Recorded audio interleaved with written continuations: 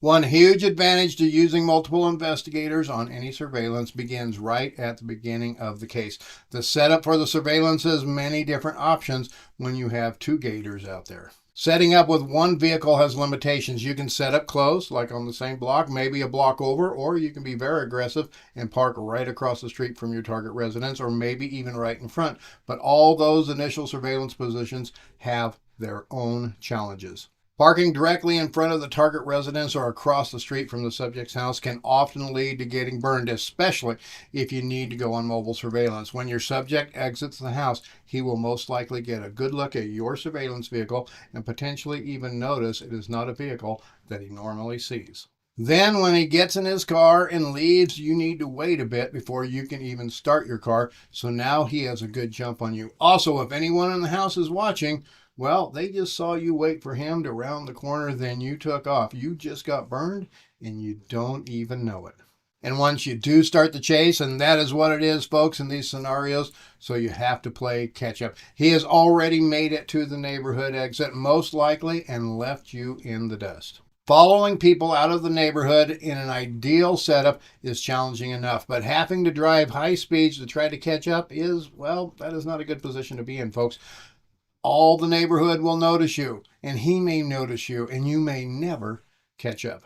And even if you are successful in catching up, now you are in the vehicle that was parked right in front of his house with the dark tinted windows, and he sees you everywhere he goes. It is just more likely you will get burned in these cases. And when he goes back home, your car is not there. It is behind him. Then he later sees you parked right back in the same spot or down the street. Yep, I speak from experience, folks. When I started out in this business, I was the over-aggressive guy. This video is sponsored by OREP Insurance and Working PI Magazine. OREP is a leading provider of private investigator liability insurance. Visit orep.org for a quote today. I always parked where I could see everything, get video right away, and the follow was always secondary to my concerns. My clients wanted video as much as I could get, so I got them their video, and I got burned a lot of times. I would guess my first couple of years, I probably ran a 25% burn ratio out there on my cases. Then I started to see declines in my repeat cases. Why? Because I got burned. The client wasn't going to send me back out on a case that I got burned on. And in the workers' comp and the personal injury world, folks, repeat cases are huge. I have had many cases I worked 3, 4, 6, 7, 8 or more times over the years. Making sure you can get the reopen on your cases is huge in the surveillance business, folks, if you are going to make money doing these gigs. So using two operatives in these types of cases allows a lot of flexibility. Most of the time you can set up one person closer to the house, this is the eyes on vehicle, and one sets up on the exit route and is the follow vehicle. Often I will have the follow vehicle set up on a side street along the exit route. Then when the subject leaves, he doesn't drive directly past the follow vehicle. Rather, the follow vehicle is coming up at him from the left or from the right on a side street, and it just looks like somebody that is exiting the neighborhood. This also affords the eyes-on vehicle to wait a few seconds before getting into the chase. Now, this all relies on good communication. We utilize either two-way radios like this one or cell phones or a combination of both. Most times, we rely on both radios and cell phones. Now, there are two-way radio apps out there that kind of work, but when you lose signal, they fail. So I have steered away from those. The primary purpose for using both two-way radios like this one and cell phones is for redundancy and backup communications. Those apps also have a huge lag time sometimes. So I can get on there and say, she's gotten her car and she's heading your way. And the other investigator gets the message about the time he sees her car go by. Not a good situation, to be sure. My preference in two-car surveillance jobs is to use cell phones for normal conversations and radios for emergent communications. Don't just sit and talk about this and that and the other thing on the radios. This has several negative effects.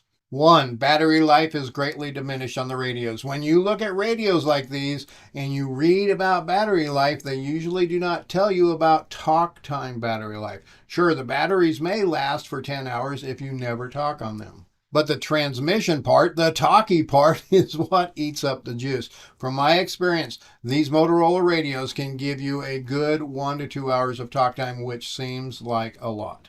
But if you are jabbering for an hour and a half while sitting on stationary surveillance, then when you need to go mobile, you have a weaker battery, which means less power to transmit, less power to receive, which equals less distance capability, and you have little to no time left on your battery. Also, if you are using a handheld radio while on stationary surveillance, someone else may hear the radio outside of your vehicle. And you also risk the possibility of someone overhearing your communication on a scanner or other device. Remember, these are public and unencrypted radio frequencies. Anybody can hear you. So for me, my preference for using these is to inform the other PI of emergent things such as the subject is coming their way. Then it is often easier to use these when following people for long distances too. Instead of being on the cell phone the whole time, you can just pick up the radio and talk back and forth real quick. Now, I usually have a headset or an earpiece on for my phone, so talking on the phone isn't that bad anymore. But for those long follows or follows up in the mountains or out in the country where cell phone signals drop, radios are a lifesaver. One thing you need to keep in mind if you are in the mountains or a hilly region or in the city, the mountains, the hills, and the tall buildings themselves can cause a lot of problems with radio communications. A trick I use in mountains and hilly areas is talking really fast and clear at high points and areas where you can see the road going up or the road going down.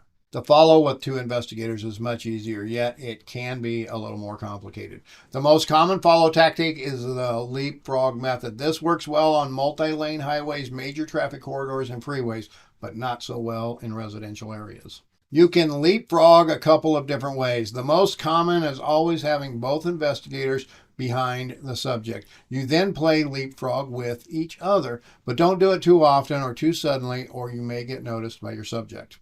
One of you takes the tail, then after some period of time, maybe 5 or 10 minutes, the tail car slows down a bit and the second car gets in front of that car and takes over the tail. On long follows, you can do this at longer intervals. The other leapfrog method is having one investigator pass everyone, including the subject, and get some distance in front of him.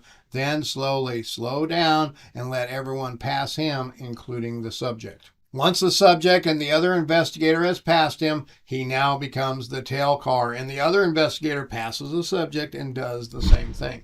Rinse and repeat as needed. Now, this can backfire if the subject exits and one of the investigators is in front of him. If this happens and you think it is a long follow, a real road trip, then the car ahead can find a place to pull over and wait. Then when the subject gets back on their way, he can get in the traffic ahead of the subject and slow down and let the subject pass him. Now let's continue with some huge tips for multi-operative surveillance jobs, folks. I am sure many of you also have additional advice, so go down and let us know in the comments below what works and does not work for you. One of the biggest things I make sure I do now on all multi-operative investigations is appoint one person as the lead investigator. Now, if this becomes a problem for some of your investigators, then maybe they aren't right for these types of assignments. Obviously, if I am working the surveillance, I take the role as the lead investigator. But if I am not out there, someone has to be the shot caller. Someone has to make the final decision in certain situations. Let's discuss some of those situations. If the investigators lose the subject is a great example. In most cases, you would do a neighborhood or area canvass looking for the subject, but you need to divide and conquer with the resources you have. I have seen cases where both investigators covered the exact same area and then forgot to cover another area. When that happens and you don't find the subject, there is always those burning questions in your mind. Did he go over there instead?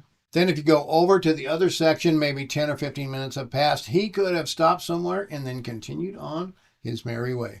It is not fun, folks, trying to explain losing a subject on a follow to a client after you talk them into using multiple investigators to help ensure that the follow goes smoothly. When you lose the subject, whoever is lead needs to quickly determine what part of the neighborhood he will canvass and what part the other should work. Then if both finish their areas and they have not found the subject, swap the areas. This way you get double coverage, 2 pairs of eyes on each area. Another tactic to work, if you know the area and believe the subject may be heading back out at the same point on the same route that he went in, is to have one investigator on mobile surveillance searching for the subject and the other on stationary surveillance sitting outside waiting in case the subject leaves. And another huge thing, once you find your subject, I recommend setting up at a distance if you can watch. In fact, if one investigator can set up outside, just like at the residence, and one inside but a block or two or even three where you can watch the vehicle, that can be ideal. Now, obviously, if your subject is outside working, playing, whatever, and you need to get that video, you will need to set up appropriately for those situations. But having one shot caller, it makes it a lot easier than everyone doing their own thing out there. I started assigning a lead investigator on multi-operative investigations after having this happen so many times to me. I would send 2 or 3 investigators out, and when crucial circumstances arose, they spent forever discussing options. Now, don't get me wrong, it is fine to look at all the options, but then someone has to make a decision. Wasting time talking can cost you valuable time in the field and missed opportunities to gather important evidence for your client. Now, your shot caller, the lead investigator, has to be level-headed at all times and able to think rationally, weigh all the options, make quick decisions, and not make decisions based on personal preference. Another huge lesson from my past experiences here, folks, you don't want your lead to always take advantage of being the lead and making the other investigator do the tough stuff all the time. I have seen it happen. The lead always makes the other investigator sit on the house, always makes the other investigator take the lead follow, always makes the other guy sit in full sun, do the door knocks, go on foot surveillance, or whatever. The duties need to be split out evenly and fairly and make sense for the investigation. If I am the lead follow car and the subject goes to a grocery store, then I am telling the other investigator to grab a front row and go inside ahead if possible. The subject has seen me last behind him. No need to let him see me first in the store too. Then, depending on circumstances, once the other investigator finds him in the store, does some following, gets some video, I may go in and take over foot surveillance. This way, the other investigator can go and get set up in a follow position with a surveillance car, and we are ready to go once the subject leaves the store. Now wait, let's talk about getting burned with multiple investigators on surveillance. This can happen just like it happens with one investigator, folks, but the big difference, a lot of times, only one investigator got burned. In those situations, you can just have the non-burned investigator take the eyes-on position or main follow, maybe at a distance, and then the other stays way back to watch from a long distance. Then if you go back out, hopefully the one that got burned has a different vehicle to take out, and you can do a totally different setup. If your surveillance is over an extended period of time, it is always good to have multiple operatives who have multiple vehicles at their disposal. I have even utilized rental cars in the past when the circumstances demanded it. Now, really quick, go down and tell me your tips for multi-operative investigations, folks. I really want to know what works and doesn't work for you. And hey, remember, folks, remember, stay safe out there.